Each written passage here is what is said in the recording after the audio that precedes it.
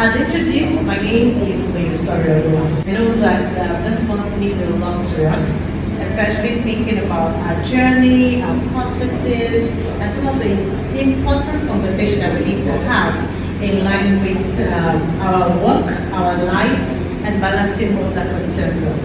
And every time I have the opportunity to speak, every time I have the opportunity to connect, especially with women, I am not shy to say that I am an excellent woman. And that's because this is a culture that I embody in every aspect of my life. And one of the many things I try to pass on to people that I meet at different times in life, whether for work, for business, as friends, or whatever it is. And you would hear me say over and over again that I am an excellent woman. I'm an excellent person. Even as an event host, I would introduce myself as an excellent event host. You get one. You know what they say often, that what you say to yourself, you become, right? It's a confession that I like to make. It might not be, it doesn't mean that I am faultless. It only means that I see something that I want to attain every single day. And that's why I always say that. And that's one thing I always, would love for other people to affirm in their journey as well. Because again, it can only get better. So I'm really excited to be here. I'm happy to be on this platform, the Purposeful Women, Diva'S Connect. And if I say Purposeful Women Connect, it's definitely not off the grid. But I love the Diva aspect of it because it only shows how much of the strength we carry and the swag that comes to being a female. So thank you for having me. To the convener, I'm going to have you put your hands together for the convener once again, please. Make some noise for the convener. Thank you very much. It really takes a lot to put an event together, and I'm so proud of your journey. I'm proud of your dedication to this course, and it can only but get better.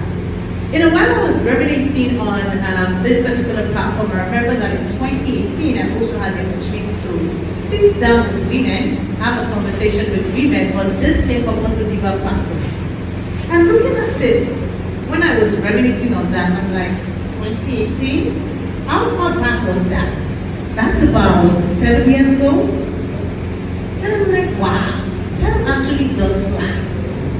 And I was asking myself, what then would make the convener of this event think about coming to me again 7 years down the line to say, we'd love to have you come on the platform? Do you want to guess? I was asking myself, that was the question I was reflecting on. But there's a reason that 7 years after, she still sees this voice as something our platform should listen to. And that's because of one thing. There's been a multiplication, there's been consistency, and I've stayed true to a particular path that she still sees and feels like, oh, this person, her voice should be on the platform for this particular event. And for me, that spoke to me personally. And that's where I'm going to start my conversation from today. I was talking to someone, we had a ride together to this place, and I was telling him that if only we understand the concept of time, we'll probably not be fatigued about a lot of things that happen in life. Because the truth is, if we can take hold of the time that we have now, and continue to use that time to multiply whatever it is that God has laid in our hands, it becomes easy for us to stay true to our journey and get results. But oftentimes we're so, I don't know, we are focusing on what we're not supposed to focus on. We're so distracted about the things we're not supposed to focus on. We are scared about what is ahead, forgetting about the moment. And that's why this Women's Day, I think the concept of time has been on my mind for so long. And I'm just going to build on that to pass on a couple of information to you today, hoping that when we are done, we'll be able to take all of this information and use it to become better. I know that the theme of this year's event is on multiplication and abundance, but I'm going to just use a bit of that to tweak my topic and talk about building a culture of excellence. Because as women, the world is lying on our shoulder. You know the way Nelly was in the time when it was saying, and there was a boy, Merlin. I love the intro of that show so much, and I don't think that any other show has given me a perfect intro like Merlin. Because every time you always reminded of the consciousness that there is a boy on a journey. Even at the time he found himself, he was still being reminded that this boy is still on a journey. And every time that intro came on, we would always say it along with him. And then it's always interesting because at the end of the day, we find all of us watching that particular series all go and say what? Merlin. Now, what is that supposed to do to us? That's a reminder of the fact that we are on a journey. And at the end of your journey, what happens? Are you going to have your name printed on the sand of time? Are you going to have people cheer your name and say your name? What exactly are you building, and how much time are you giving to yourself, your craft, your business, your work, your skill? Are you paying attention to yourself? And that's why I said that excellence and the concept of time has been something that I have been chewing on in recent time, because again, everything just makes sense. So we're going to talk about building a culture of excellence. We're going to talk about being a woman. We're going to talk about what the excellent culture is and how we can embody it as a multiplier that we have. Because again, you know they say women are multipliers, right?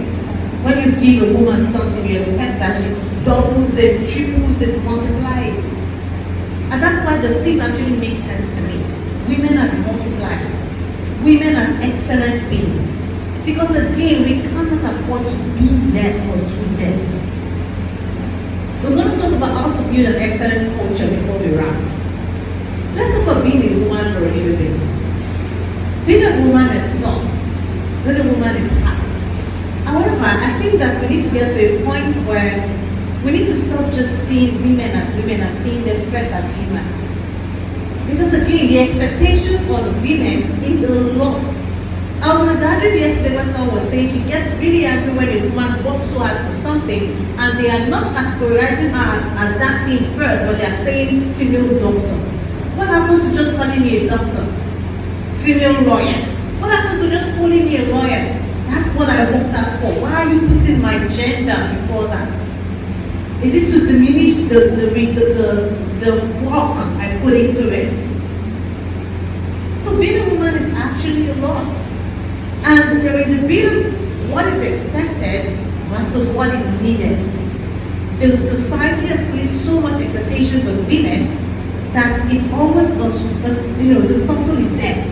You're either trying to meet the expectation of the society, you're actually trying to play into the needs of different people at different times. If it's not family, it's husband. If it's not husband, it's children. So we're just going there in circle trying to meet everybody's needs. But the truth is, while you're doing all of that, you need to understand the hierarchy of needs.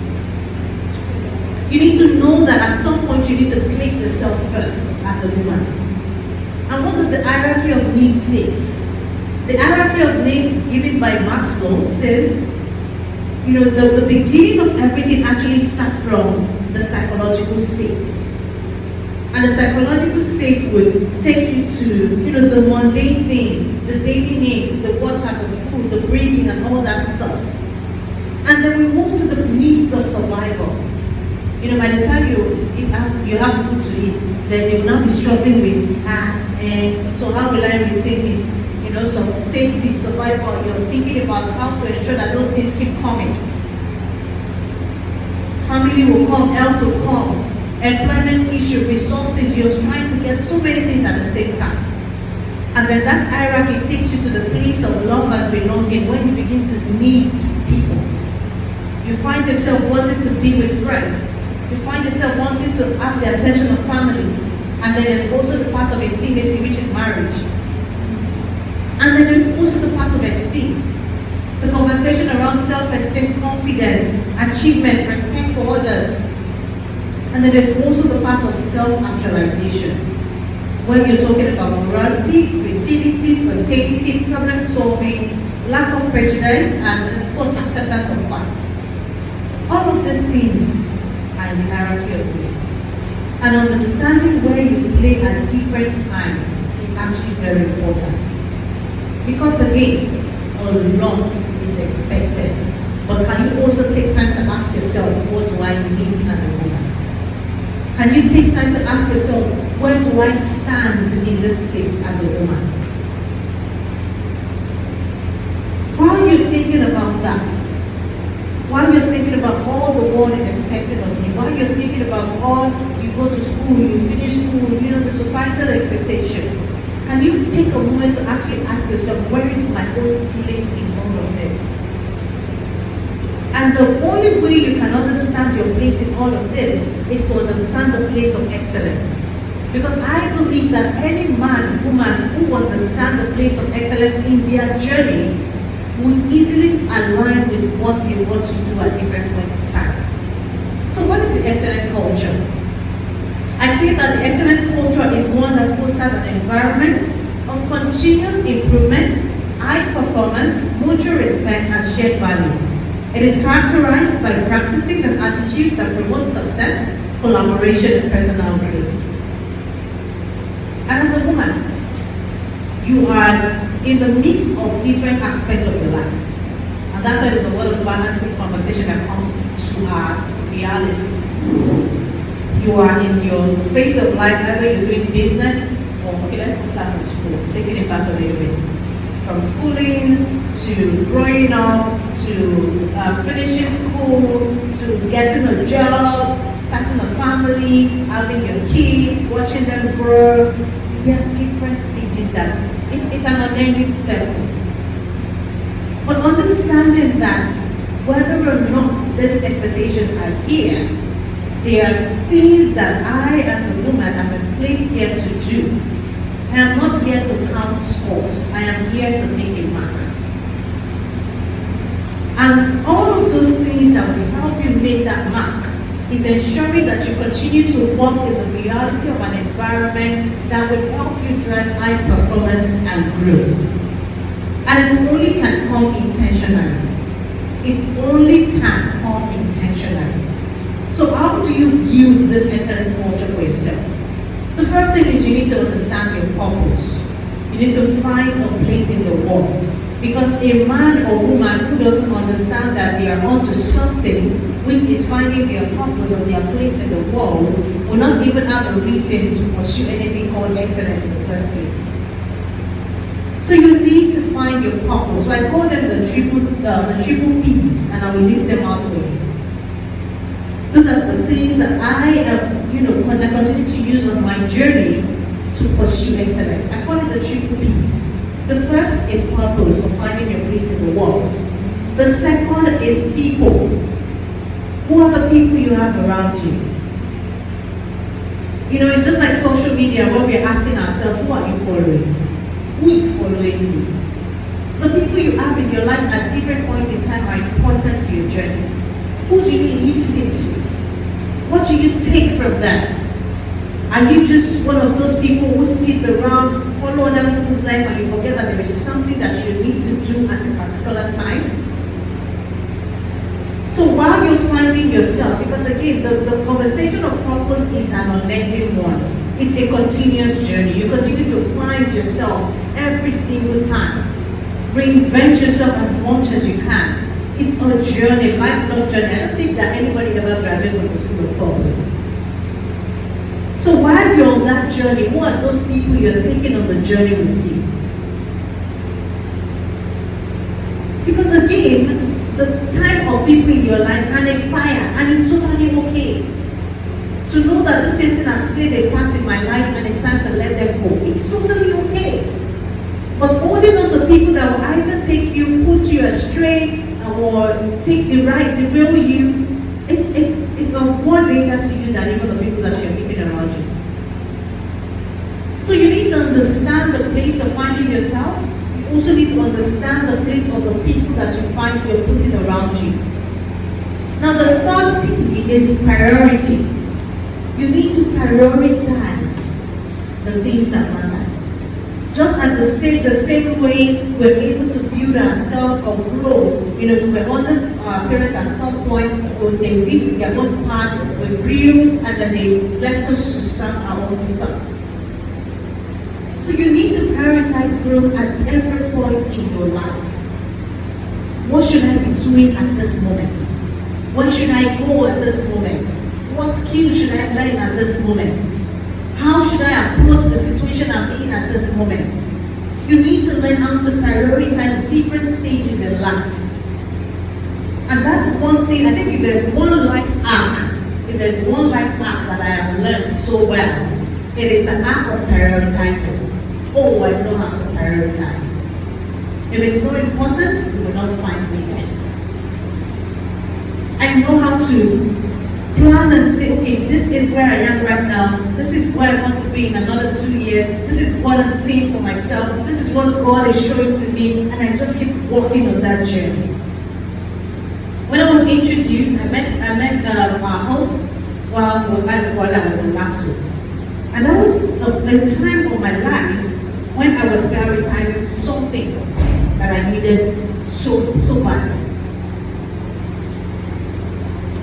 Maybe I should make it practical a bit. Like every other person, I went into school and I studied history and international studies.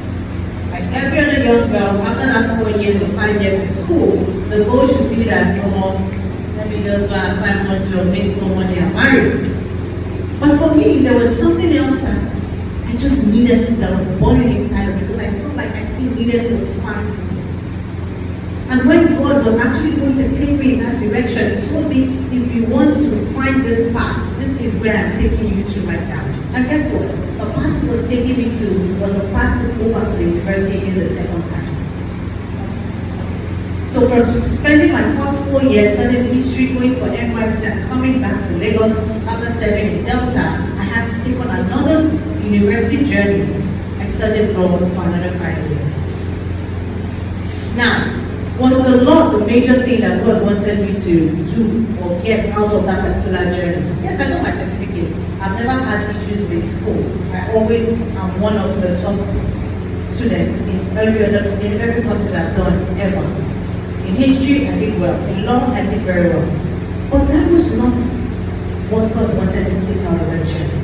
But that journey was the perfect way to finding everything that He wanted me to do part-time, particularly building on my skills.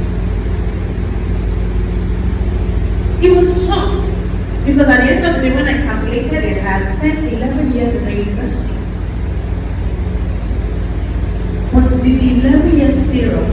Yes. In the 11 years, did I miss out on anything? No. Even when some other people who God is telling to go on that journey, they say, you can go for a big party and you go back for another 5 years. No. Understanding that time will pass regardless of whether you spend it or not is one reality that a lot of people miss out on. I went on that journey, spent that time, and I got every single thing that God wanted me to get. Is it paying off right now? Yes, it is. Those years were the years I used to build my skills the most. Everything I currently do now, everything I am manifesting right now, came off of that journey. If I had not gone on that journey, time will still pass. But I did.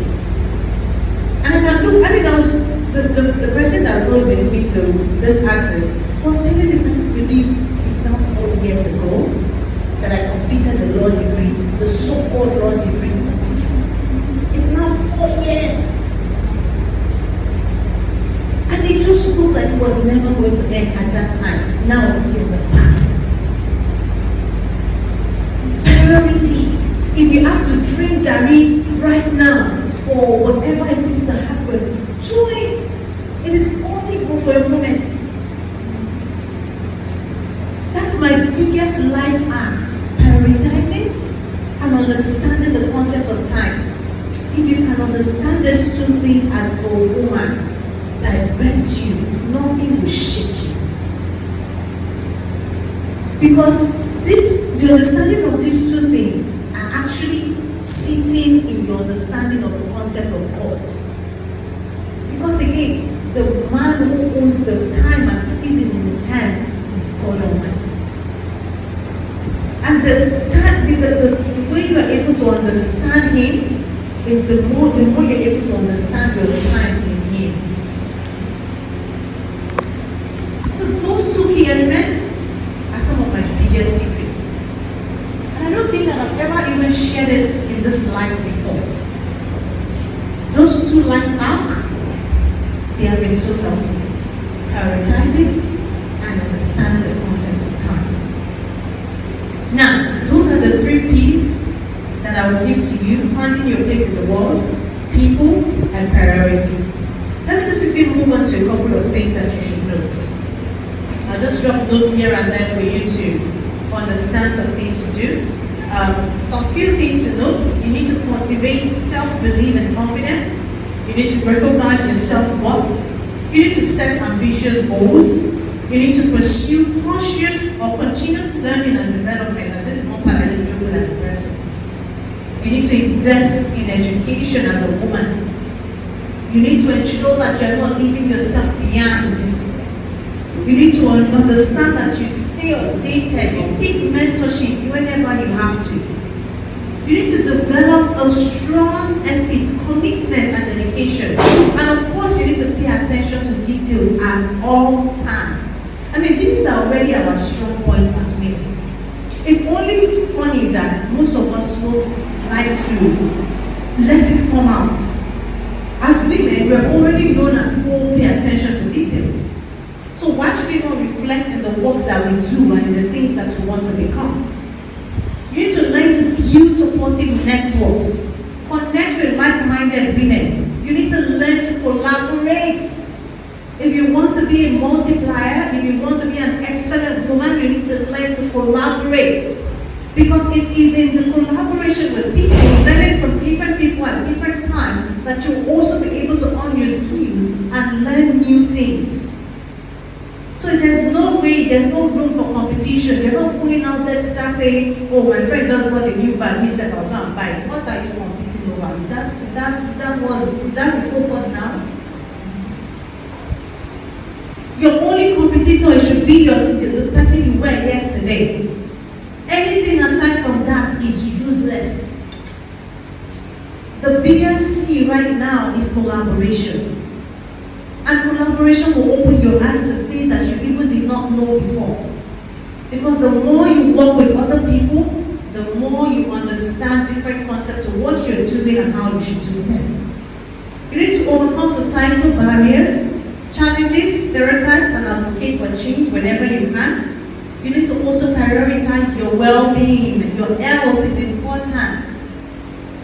If I go into the health matter, it's sorry for another day.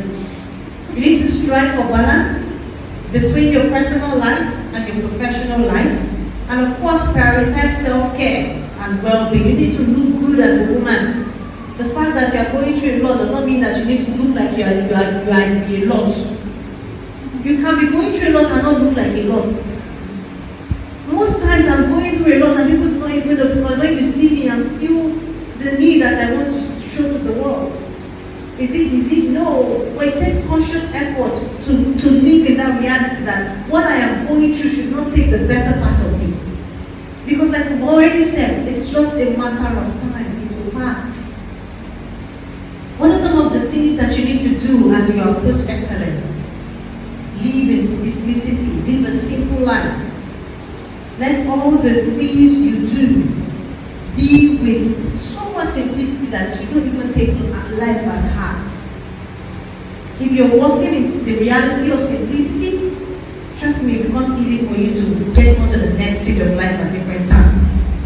You need to ensure that you have clarity of every step that you're taking before you take them.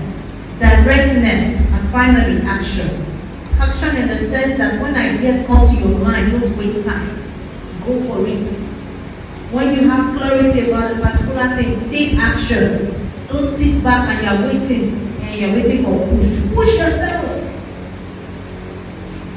Already I said that you need to have the right people around you. If you have 1 or 2 people that you can share, oh, this thing came to mind, and they're not even pushing you to get that thing done, then push yourself. Because at the end of the day, we are doing it for you. So basically what I'm saying today is, That there are so many things, so many expectations lying on the shoulder of a woman. The only way that you can navigate this water successfully is by ensuring that you pay attention to the things that matter. And paying attention to the things that matter is understanding first you and your place in this world. When you can understand you and your place in this world, nothing will shake you on your journey because you know that you have a direction. It's just like a soldier. That's why they used to say, "Now good they get, they get more." Because when you tell the soldier it's time for battle, we are going to Zamfara for battle tomorrow, they are ready to keep going in that direction. That should be how you operate.